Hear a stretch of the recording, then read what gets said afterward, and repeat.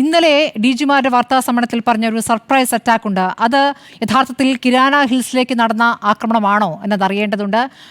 Doctor Arun, നമ്മൾ എന്താണ് ആ വാർത്താ സമ്മേളനത്തിൽ ആ വാചകങ്ങളിൽ നിന്ന് നമ്മൾ മനസ്സിലാക്കേണ്ടത്? Okay Smriti, it's very interesting. കാരണം ഇന്ന് മാധ്യമപ്രവർത്തകരുടെ ചോദ്യത്തിനോട് എയർ മാർഷൽ ഭാരതി അതിനോട് റിയാക്ട് ചെയ്ത രീതി തന്നെ വളരെ രസകരമാണ്.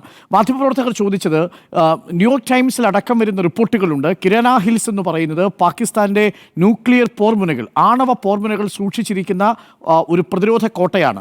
അത് സർഗോദയിൽ നിന്ന് ഏകദേശം 20 കിലോമീറ്റർ 30 കിലോമീറ്റർ മാറിക്കിടക്കുന്ന കുഷാബ് എന്ന് പറയുന്ന അവരുടെ ആണവ റിയാക്ടറുകൾ, വാട്ടർ റിയാക്ടറുകൾ സ്ഥിതി ചെയ്യുന്ന സ്ഥലത്ത് നിന്നും ഒരു 75 കിലോമീറ്റർ അകലെ കിടക്കുന്ന ഒരു വലിയ കുന്നിൻ പ്രദേശമാണ്. ഈ കുന്നിൻ ചെരുവിലെ പ്രത്യേകമായിട്ട് റീഇൻഫോഴ്സ് ചെയ്തിരിക്കുന്ന, റീഫോർട്ടിഫൈ ചെയ്തിരിക്കുന്ന, കൂടുതൽ ശക്തിപ്പെടുത്തിയിരിക്കുന്ന വലിയ തുരങ്കങ്ങളിലാണ് ഈ ആണവ പോർമുനകൾ പാകിസ്ഥാൻ സൂക്ഷിച്ചിരിക്കുന്നത് എന്നുള്ളതാണ് ഇന്റലിജൻസ് വിവരം. പക്ഷേ ഇത് പാകിസ്ഥാൻ അംഗീകരിച്ചിട്ടില്ല, നമ്മൾ ഔദ്യോഗികമായി ഇക്കാര്യം സ്ഥിരീകരിച്ചിട്ടുമില്ല. അതുകൊണ്ടാണ് കേണൽ ഭാരതി ഇന്നലെ മറുപടി പറഞ്ഞത്, അവിടെ എന്തു തന്നെയാണെങ്കിലും കിരാന ഹിൽസ് ഞങ്ങൾ അറ്റാക്ക് ചെയ്തിട്ടില്ല. പക്ഷേ ഇന്നലെ സ്മൃതി സൂചിപ്പിച്ചതുപോലെ രാജീവ് ഖായ് ലഫ്റ്റനന്റ് ജനറൽ പറഞ്ഞൊരു പ്രധാനപ്പെട്ട കാര്യം, പാകിസ്ഥാൻ ഇന്നലെ നമ്മൾ കൊടുത്ത കഴിഞ്ഞ ദിവസങ്ങളിലായി കൊടുത്ത എല്ലാ അറ്റാക്കുകളും പ്രഹരങ്ങളും സർപ്രൈസുകളായിരുന്നു എന്നുള്ളതാണ്. ഒരുപക്ഷെ വളരെ പെട്ടെന്ന് പാകിസ്ഥാൻ ഈ ഒത്തുതീർപ്പിലേക്ക് എത്തിച്ചതിൻ്റെ പിന്നിൽ ഈ കിരാന ഹിൽസിനെ ലക്ഷ്യം വെച്ചുകൊണ്ട് അതല്ലെങ്കിൽ വേണ്ടി വന്നാൽ കിരാന ഹിൽസിലേക്കും ബ്രഹ്മോസ് അയക്കാൻ ഞങ്ങൾക്ക് ശേഷിയുണ്ട് എന്ന നമ്മളുടെ ഒരു ആത്മവിശ്വാസമായിരിക്കും. അത് പാകിസ്ഥാനെ സംബന്ധിച്ച് ചെറുതല്ലാത്തൊരു ഭയം സൃഷ്ടിച്ചിട്ടുണ്ട്.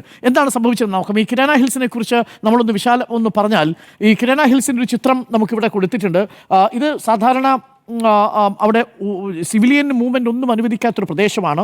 സമ്പൂർണ്ണമായും ഏകദേശം ഒരു 68 സ്ക്വയർ കിലോമീറ്ററോളം പ്രദേശം സമ്പൂർണ്ണമായും പ്രതിരോധത്തിൻ്റെ നിയന്ത്രണത്തിലാണുള്ളത്. കംപ്ലീറ്റ്ലി ഡിഫൻസ് ഫോർട്ടിഫൈഡ് ആയിരിക്കുന്ന ഒരു പർവ്വത മേഖലയാണ്. വിശാലമായ പാറക്കെട്ടുകളുള്ള പർവ്വതനിരയാണ്. ധാരാളം ചെറിയ ഗുഹകളുണ്ട്. ഈ ഗുഹകളെ കോൺക്രീറ്റ് കൊണ്ട് കൂടുതൽ ശക്തിപ്പെടുത്തിയാണ് അതിനുള്ളിൽ ഈ ആണവ പോർമുനകൾ സൂക്ഷിച്ചിരിക്കുന്നത്. അതുമായി ബന്ധപ്പെട്ട മിലിറ്ററി ന്യൂക്ലിയർ ഇൻസ്റ്റലേഷൻസ് ഉള്ളത് എന്നാണ് പറയപ്പെടുന്നത്. തുരങ്കങ്ങളും നിരവധി രഹസ്യ പ്രവേശന പോയിന്റുകളുമുണ്ട്. ഇത് സ്ഥിതി ചെയ്യുന്നത് പഞ്ചാബ് പ്രവിശ്യയിലെ സർഗോദ ജില്ലയിലാണ്. ഇതിലേറ്റവും പ്രധാനപ്പെട്ട കാര്യം, ഈ സർഗോദ ജില്ലയിലെ സർഗോദ എയർബേസ് നമ്മൾ അറ്റാക്ക് ചെയ്തിട്ടുണ്ട്.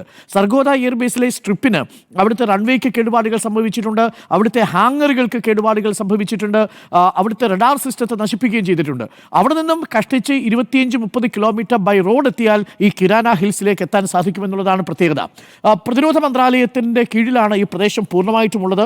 ആണവ പോർമുനകൾ സൂക്ഷിക്കുന്നു എന്നതാണ് അതിൻ്റെ പ്രത്യേകത. മാത്രമല്ല, ഇവിടെ നിന്നും ഒരു 75 കിലോമീറ്റർ കൂടി പോയാൽ കുഷാബ് ആണവ മേഖലയാണ്.